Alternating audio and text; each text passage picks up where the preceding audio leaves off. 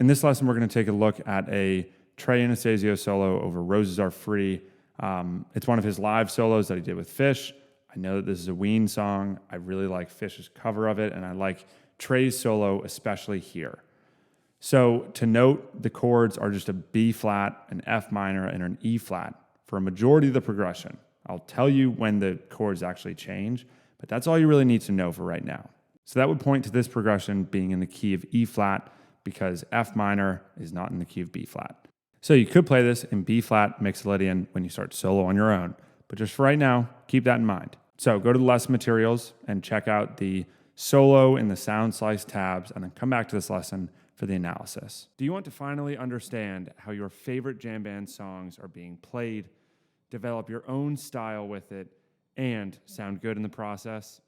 This is the place. I'm Quinn, and this is the Tough Club Premium Plan. Inside, you'll get access to full video lessons breaking down iconic jam band songs fit for all skill levels through 2 separate courses. Some of these lessons might include guitar solos, technique walkthroughs, and bite-sized mini lessons. Plus, you also get fresh tablature every week. Jerry Garcia, Trey, Derek Trucks, Goose, you name it, I'm making the tabs and posting them every Saturday. You'll get instant access to everything for just $25 a month, and you can start out with a 7-day free trial. Let's make the music that you love make sense. I'll see you on the inside.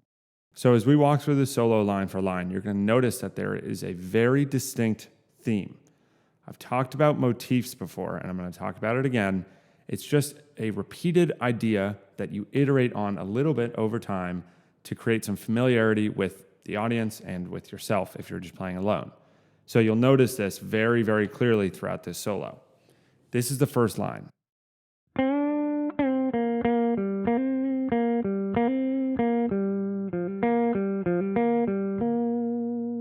So they've gone through a B flat, an F minor, and an E flat in the chord progression. You can see that in the tab listed above.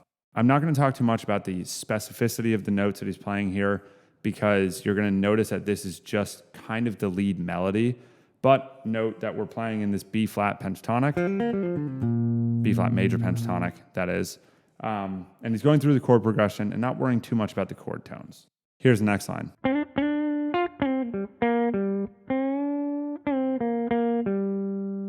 So this first measure is the very first iteration off of the main theme.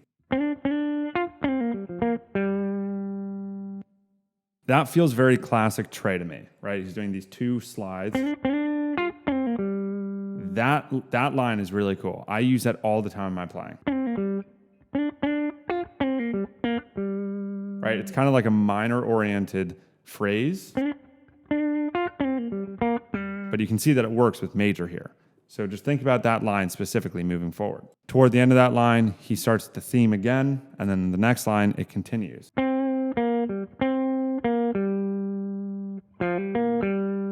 Right, not much to mention here. It's just the same idea. Here's the next line.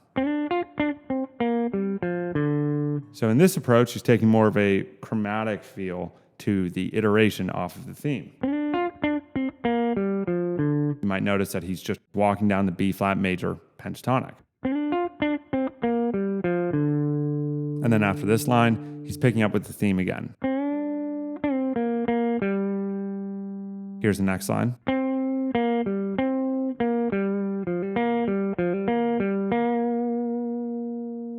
Again, just continuing with the theme before he now does his own unique thing off of this in the next line.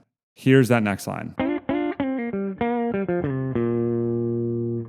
This is a really cool way to cover a lot of ground within the major pentatonic. He's doing that same sort of slide that he did before, but now he's adding in this note, sliding up to that note. Right? So he gets a little bit more texture to it.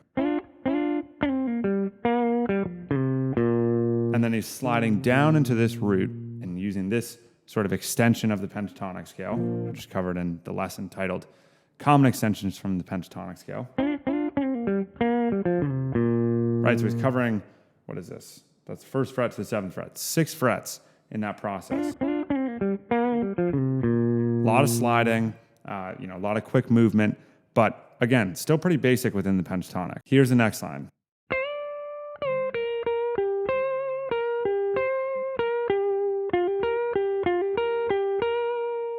So this is important to call out. He's doing the exact same thing that he did before, but now he's just playing it an octave higher. So if you're at the point in your playing where you can really think about scale degrees, it's very important to do that here. It's the exact same thing. You could just play this here.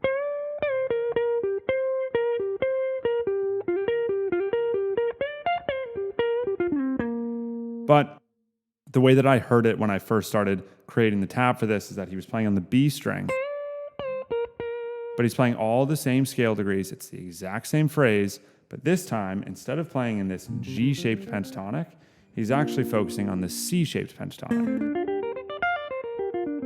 Right? Just like that. Here's the next line.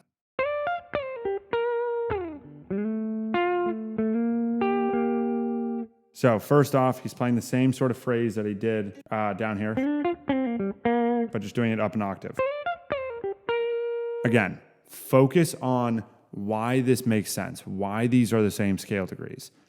Here's a root, sliding up to the 3. There was a root, sliding up to the 3. Same exact thing. This next section that he's going into, so when he plays this,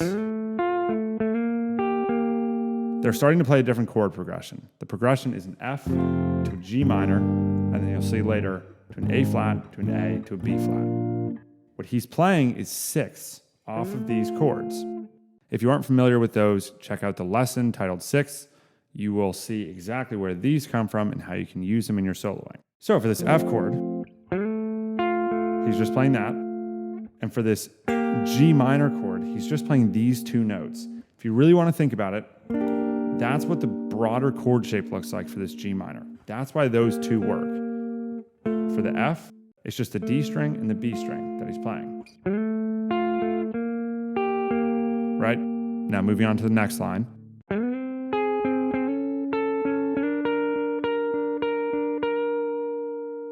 So here, he's doing the exact same thing.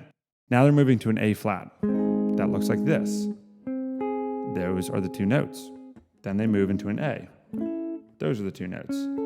Then it's a B flat. And those are the two notes. So he's just mimicking the chords. Right? And he's just coming directly from those broader chord shapes. And then for the next line, he does the exact same thing.